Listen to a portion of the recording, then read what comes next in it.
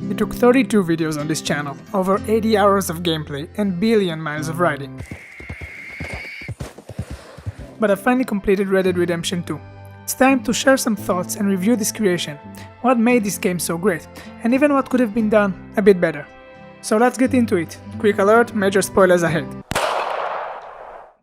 Red Dead Redemption 2 is one of the most acclaimed and praised game of the last decade for justified reasons. There are so many things that make this game one of a kind and close to a true masterpiece. I say close since it still have a few problems that we will discuss soon that hold it from being a perfect piece of art.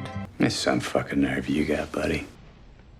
But make no mistake, Red Dead Redemption 2 is an epic adventure and one of the most realistic and authentic open worlds I've ever seen in a video game. The graphics are breathtaking, full of visual that made me stop every couple of seconds just to take it all in. Exploring the enormous map is overwhelming, nature is presented with all its glory and random animals are kicking and breathing all around you and it's mesmerizing. Too bad though you have to hunt so many of them during the game. This is done.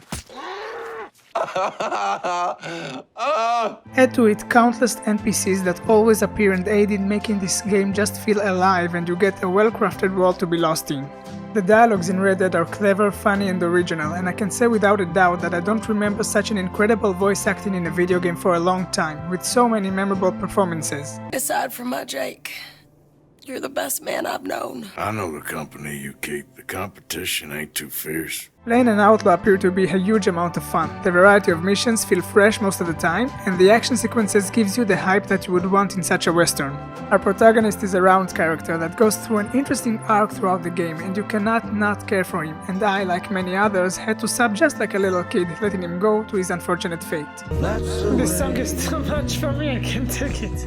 This is an interesting story that reveals the complexity of changing times and its effect on the world of outlaws. It's intriguing and easy to get invested in and to miss so many characters when you complete in the game. Unfortunately, talking about the story also brings me to some of the few problems this game suffers from, for this interesting story practically begins only after 20 hours of gameplay. Now, while there's no problem with super long games in general, it's only okay if it's justified.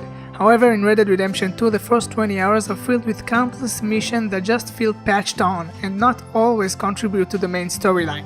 This could have been easily solved by labeling those missions as side quests, which the game already has, but instead they are part of the main story and necessary to progress in the game.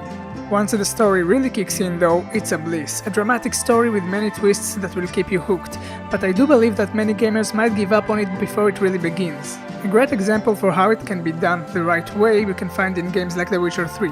Now I know it's not fair to compare games to The Witcher 3 because it is so good, but the basic idea is easy to understand, for in The Witcher that is even longer you don't feel the story stuck at any point, since all those little missions or quests that don't add to the plot always labeled as optional side quests. Another problem the game suffers from in the PC version is too many bugs for a game in that standard. If you choose to enjoy this one on console, then congrats, you're saved, but the PC release brought annoying bugs that too many times kinda ruined my party mood when coming to play the game. I know you wanna leave, man, but I refuse. We're not doing that.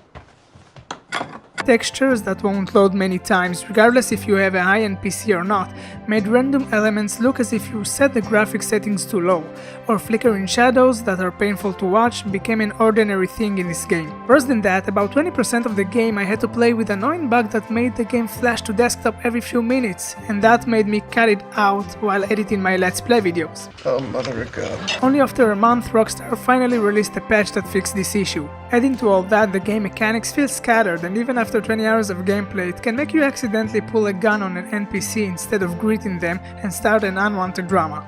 I can conclude that this game is definitely not perfect, but still Red Dead Redemption 2 is an impressive creation that deserves the praise it gets, for all the polished work it does bring to the table and the magnificent production of this outstanding open world, beautiful graphics and authentic dialogues. I would definitely recommend this game to any gamer, but even though I'm a PC gamer, in this case I'd recommend you play it on console. So what are your thoughts? Did you enjoy Red Dead? Do you agree with the problems I mentioned, or do you think I'm just a sinner for mentioning them? Whatever it is, feel free to share your thoughts in the comment section. Thank you for watching.